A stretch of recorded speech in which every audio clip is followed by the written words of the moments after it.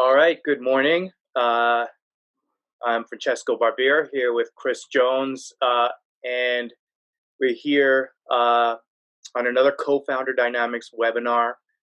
And the topic of this one is struggles for credit and struggles for control. And this is a common theme and struggle that we see in co-founder relationships. It's a very human and understandable struggle, but that does not make it any less corrosive uh, and threatening to the health of a co-founder relationship and future of a company.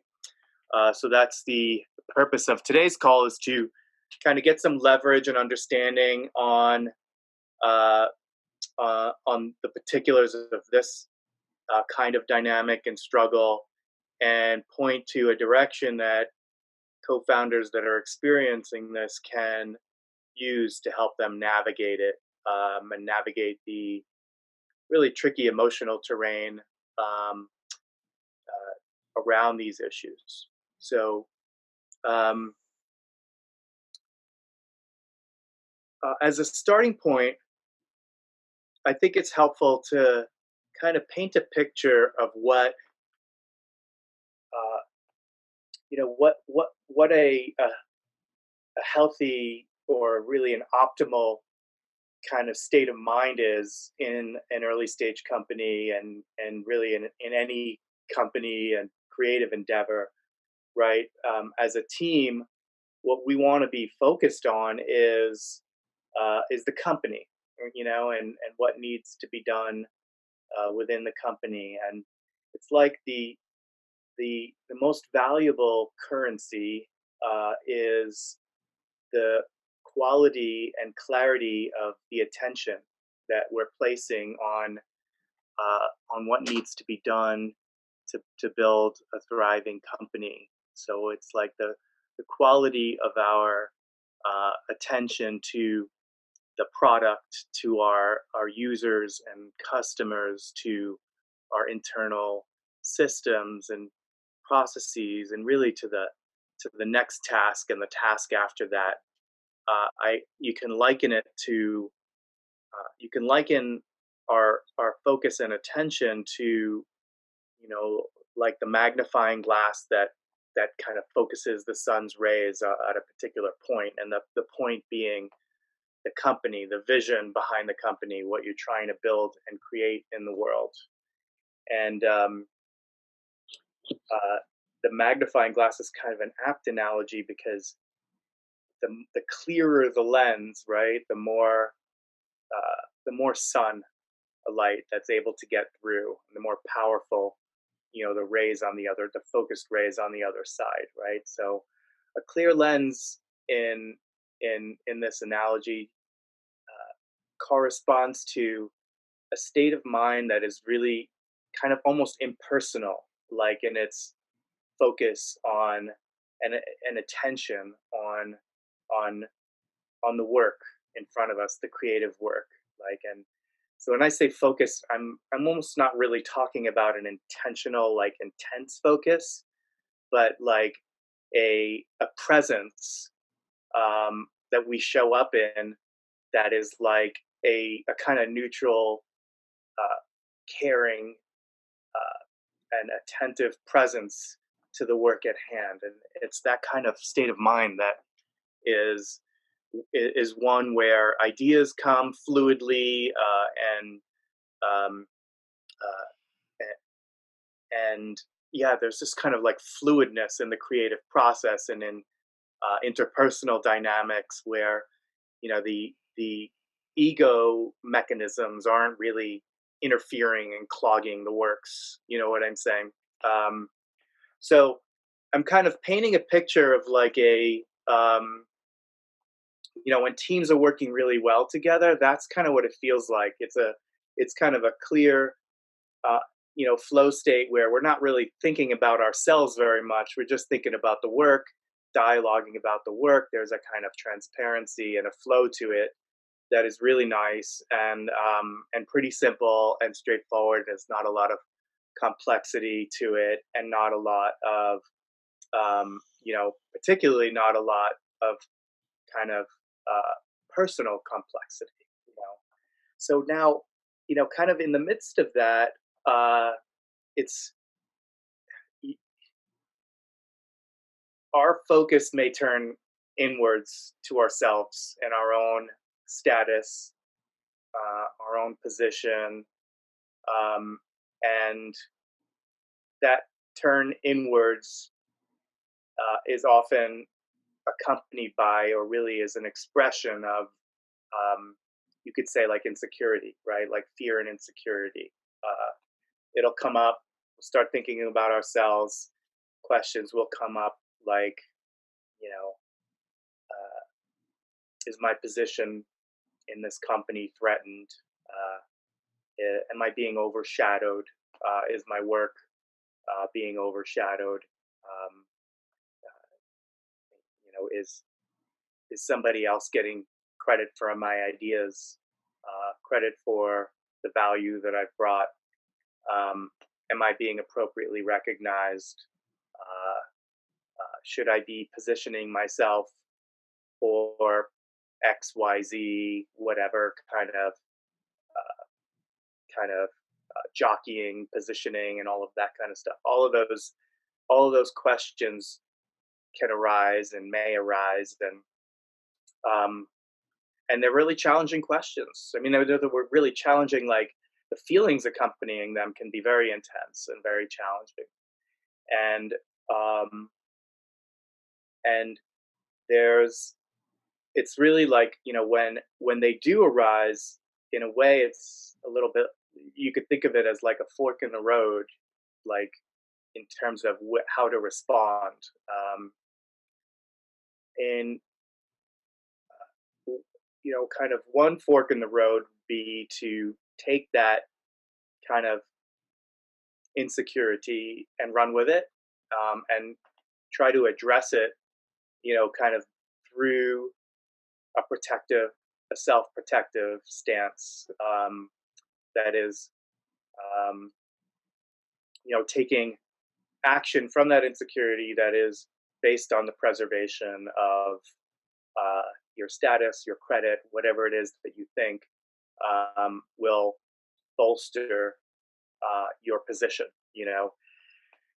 And the challenge with that route is that, um, it is, if you contrast it with the state that I was talking about in the beginning, um, it's very disruptive to that kind of state to have somebody that is, instead of bringing a clear focus on the company, bringing a focus to themselves, and in a sense, really replacing themselves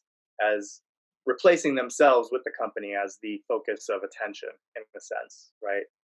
It's divisive, and it tends to, when we act from our defenses, our insecurities, we tend to evoke the same response, a corresponding response in those around us. And, so it kind of introduces that egoic static. I'd like to think of it as a kind of static, into an environment, into a culture, into a team. And I think of that as like, a clouding of the lens of focus, because now people are not thinking solely about customers and clients and processes and user interface design and making something beautiful and building something beautiful together. Kind of mixed in with that is this inner focus on myself and my position and my status and all of these things. So it's, going down that fork has great risks. There are great risks to the culture. There's great risk to the co-founder relationship, because mistrust can develop and a wedge can develop of, when people are acting out of insecurity, fear, and self-preservation. So um, so what the I talked about a fork in the road, and I want to talk now a little bit about the alternative, because the to be a like a doormat, right? It's really a false equivalence to say either that there's an either or choice of like protecting myself or being a doormat. That is not what we're talking about, but there's rather a different orientation that one can take, where one is aware of, in a clear minded way, these feelings that emerge, these insecurities that come up both in ourselves and in others.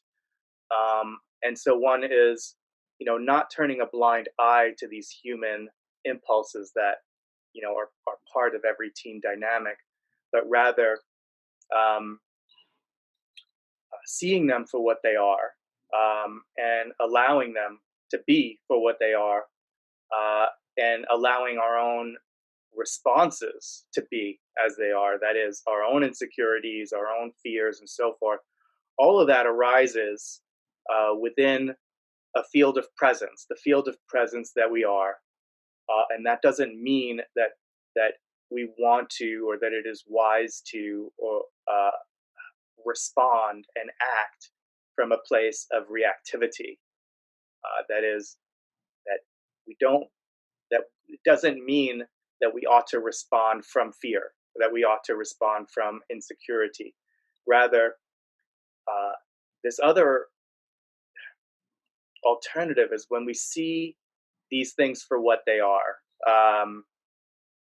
We create a space where these things rise and fall. That is, they may come up. Our insecure responses and fears come up. We see them for what they are, and then they naturally dissipate and fall away. And what emerges is in the wake of that is like a, a kind of more grounded and balanced action, um, that is coming from a place of an impersonal place of what is best, um, what is best for the company, what is best for the team, what is best for each other. Um, so that direction is really something like, uh, you know, taking a stand or being a stand for that kind of impersonal, caring, focused, attentive concern, like a focused, caring, impersonal care and concern for the well being of the company, uh, uh, and the team and the group as a whole.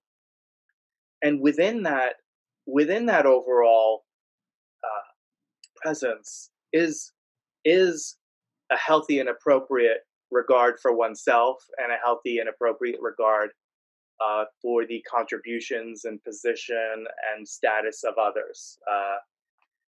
So the direction that I'm pointing to is simply one of like kind of higher elevation, really, in a sense, like an elevated perspective on. Of course, we're all human. We all have these feelings. They come up.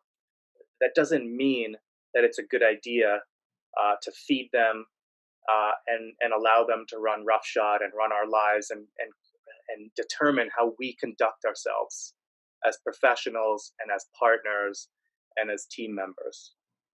Um, there's a whole other possibility, which is to acknowledge and welcome and embrace that part of our humanity, while also being aware that we can be and embody a stand for the kind of peaceful, impersonal, loving presence and awareness that is really what powers great leadership and great performance.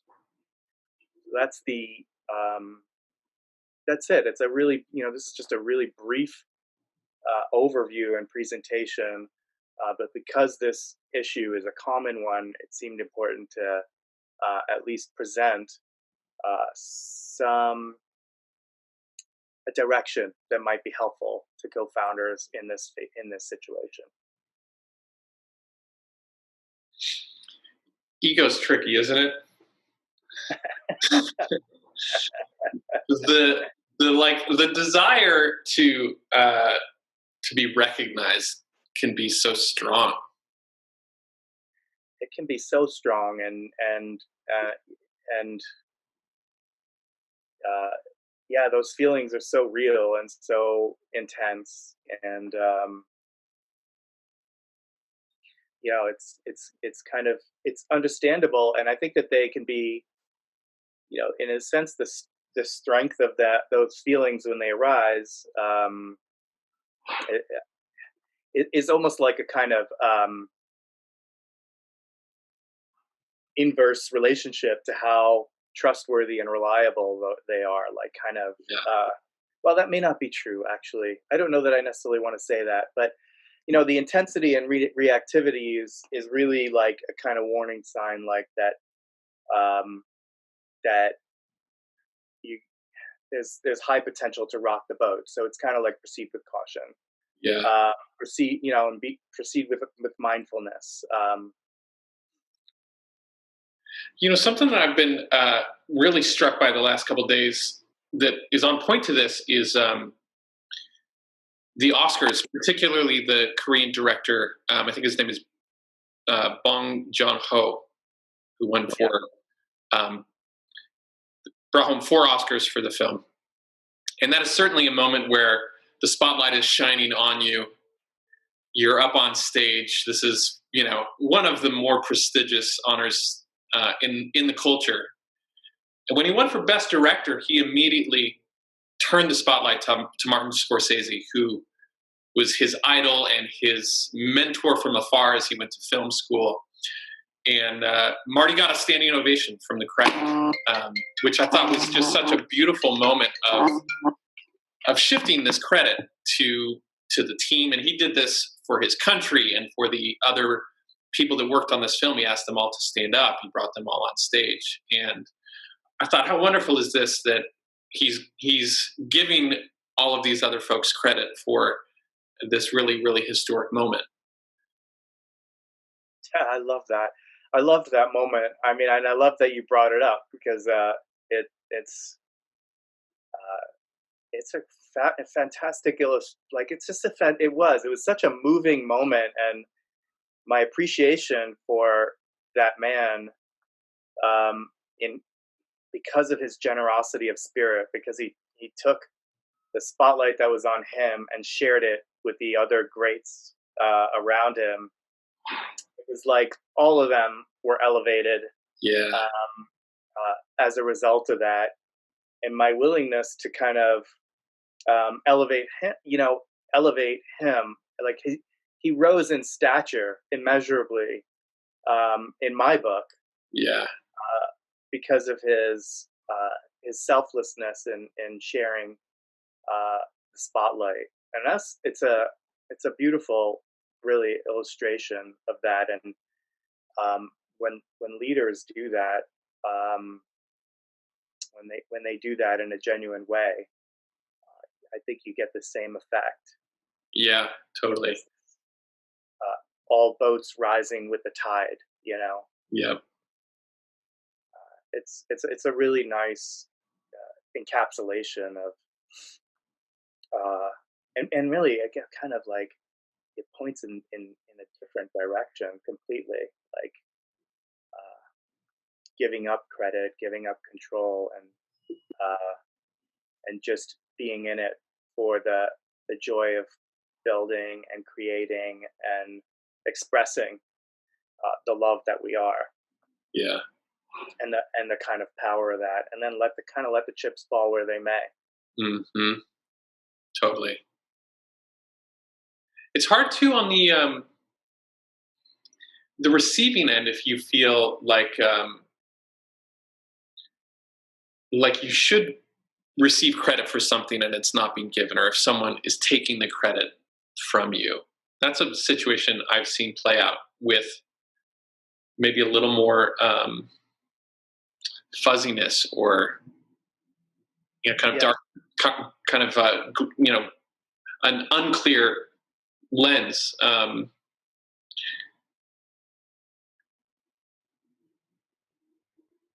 Yeah, I'm curious, kind of how you perceive those situations. If someone on the team should be given credit for something and isn't.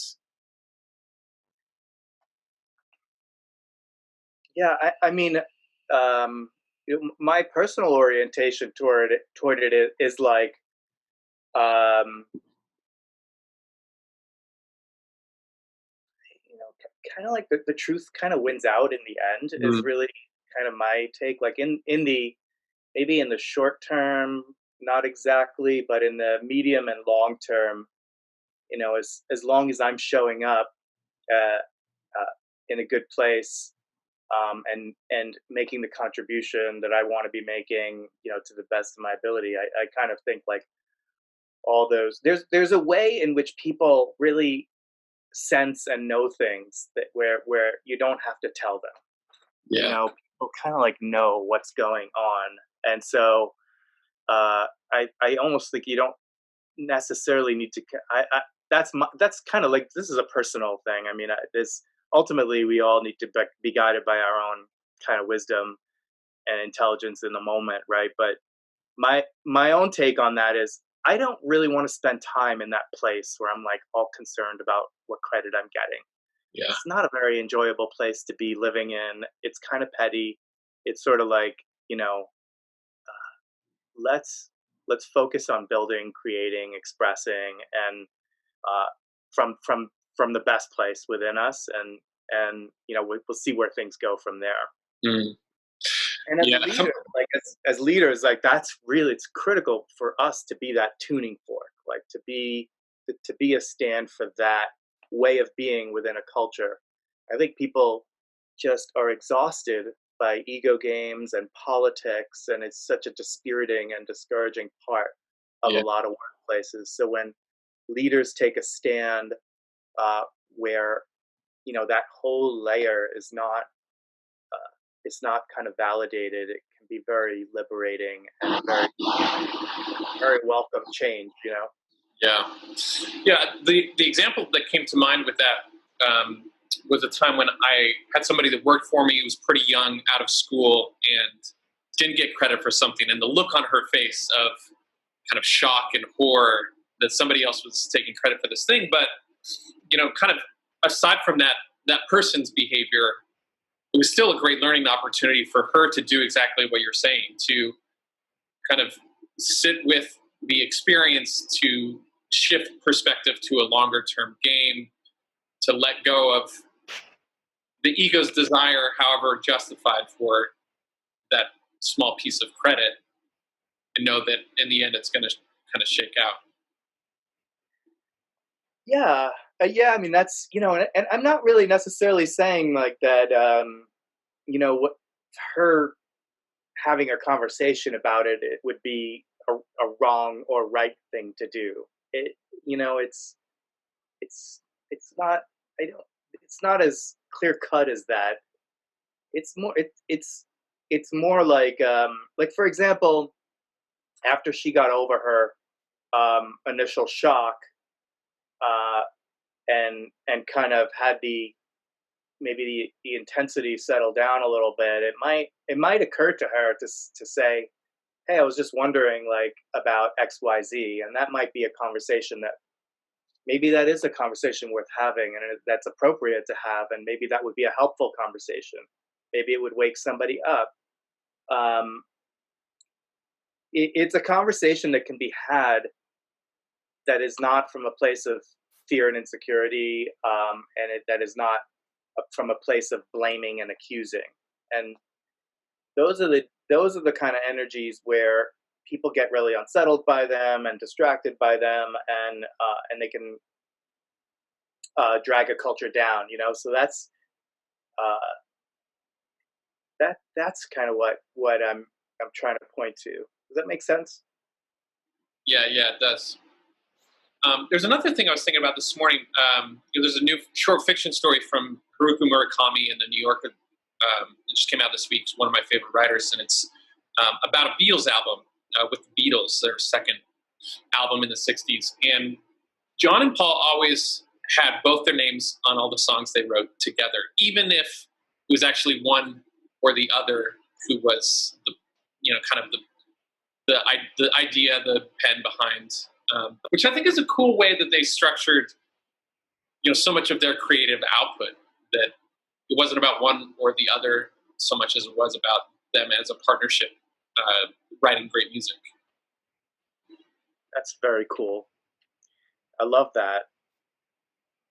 I mean, because they're creating this like safe container for each other. Like, we're in this, like, we're doing this together. Where we're co-writing, we're co-creating this music. And that's a beautiful example as well. Those are two great sort of like kind of